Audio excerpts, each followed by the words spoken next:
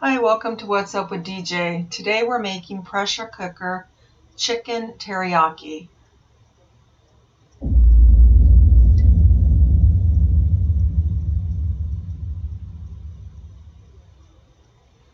These are some of the beginning ingredients that you'll be using. You can make this in any type of pressure cooker, Instapot, anything. I will be putting the ingredients also in the description below. So let's get started. I'm going to put a tablespoon of vegetable oil and also a tablespoon of sesame seed oil.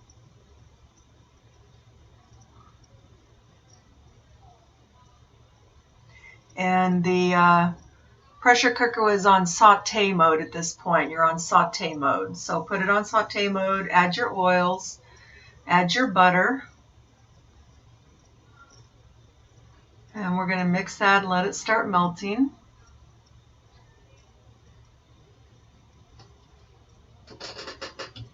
And that by the way, is a tablespoon of butter. And then we're going to put in our chicken thighs that have been cut up into bite-sized pieces. You can use chicken breast if you prefer.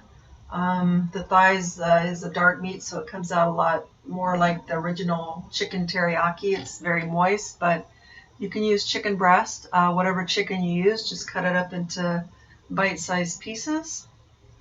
And as I said, the pressure cooker is right now on saute mode. So we're just going to stir this chicken around until it becomes a pinkish white kind of color. Not completely done, but just, nice, good sear inside the oil and the butter.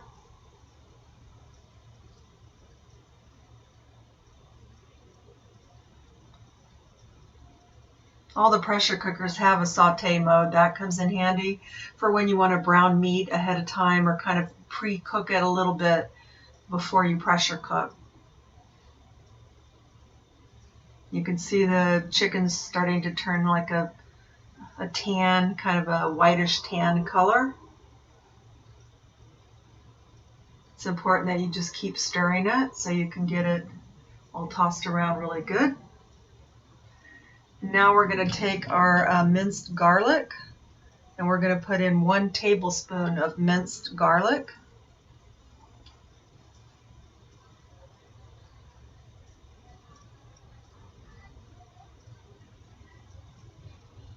And the next we're going to use our ginger paste.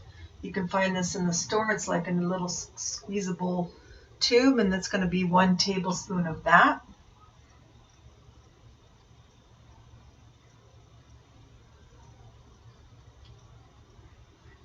And by the way, you've turned off your saute mode at this point, so you just have it normal. And then we're going to do the rice vinegar, and that's going to be 2 tablespoons of rice vinegar.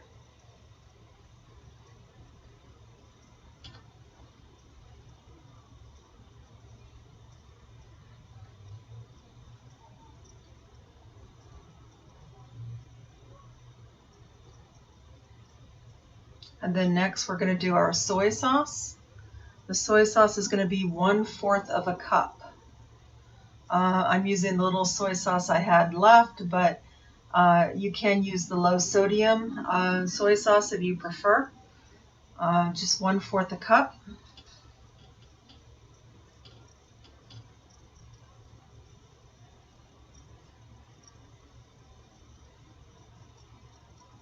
And then this is going to be the brown sugar, which is also 1/4 a cup of brown sugar.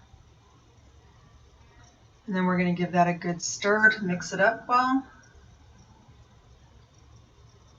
Oh, and we need to put in 1/2 a cup of chicken broth. Or you could use vegetable broth or whatever kind you like, but it's just 1/2 cup. I use Better Than Bouillon. It's a condensed one where you can keep it in your fridge and then you just mix it with water and you can make up whatever amount that you like. So we're going to stir this up nice and well. Get everything mixed in.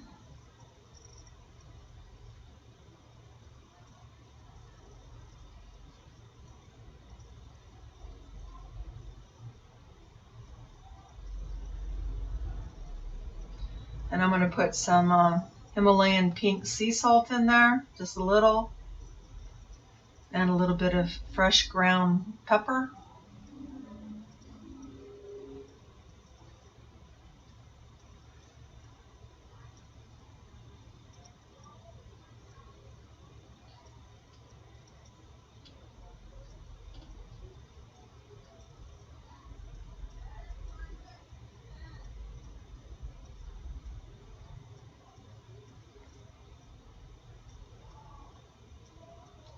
And again, just give it a good stir, mix it in. We're going to put the lid on, and we're going to seal the valve. And we are going to set this on pressure cook for 4 minutes. And as I said, if you're using an Instant Pot, just use your manual pressure cook button and set it for 4 minutes.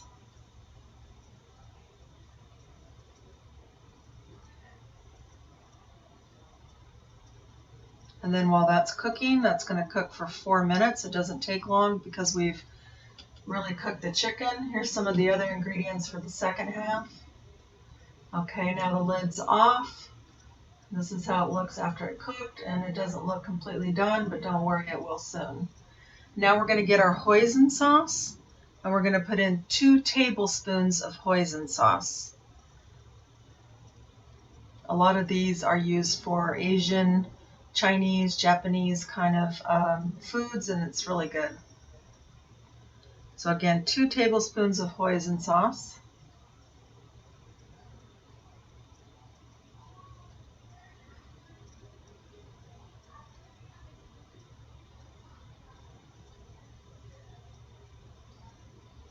And then for honey, we're going to do 1/4 of a cup of honey.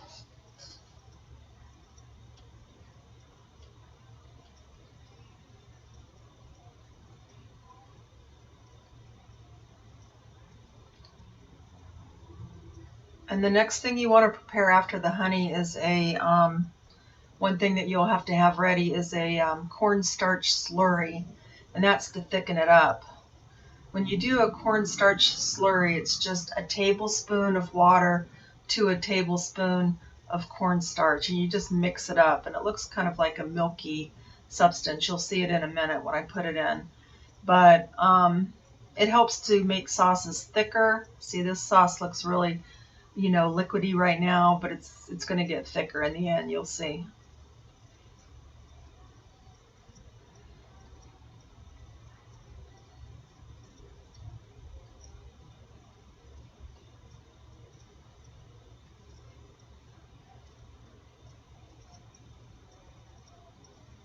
Next, we're going to put in our green onion scallions, and I'm going to put almost the whole container. I'm going to leave a little bit to put on the top at the end for garnish.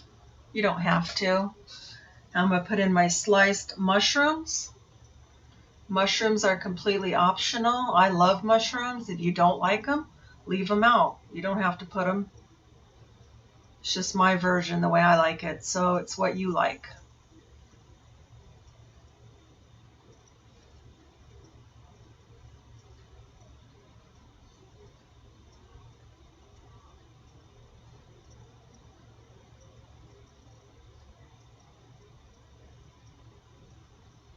Now this is the slurry. I told you it looks like milk. And I did 2 tablespoons of cornstarch with 2 tablespoons of water, and you just mix it up until it's smooth. You put it in. Now you're going to want to turn on your Instant Pot or your pressure cooker back onto saute mode so it starts to heat up and bubble up. And you're going to want to keep stirring it, and that's what's going to make it thick with the cornstarch, is you're heating it on saute mode and you're getting it thickened up. The more you stir it, the more it bubbles and starts heating up, the thicker the sauce is going to get.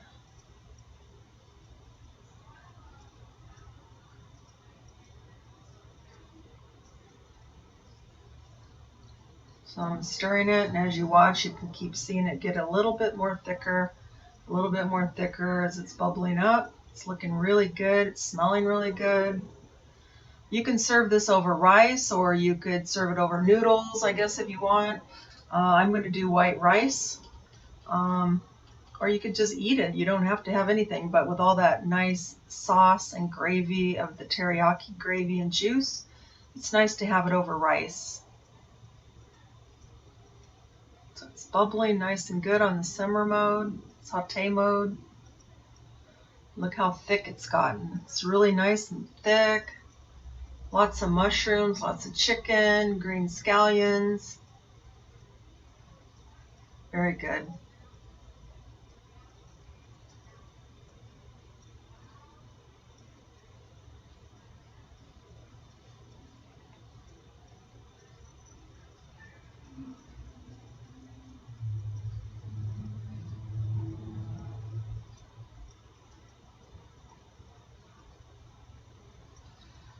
So yeah, it's very good. It tastes just like you get it somewhere at a restaurant. Very good. And here's some still pictures of it up close. If you don't like onions, you can always leave them out, but it does give it a very good taste. And here it is all plated up with the white rice. A few different pictures to show you the views of it. I couldn't wait to eat it. It was very tasty. I was very pleasantly surprised that it tastes so much like quality, restaurant quality. Very good.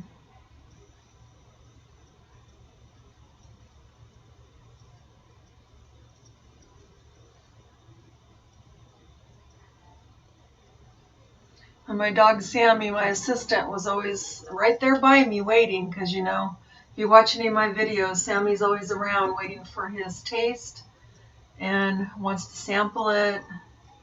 I always give him a taste if it's a dog-friendly type thing, just to let him have a taste and be a part of it.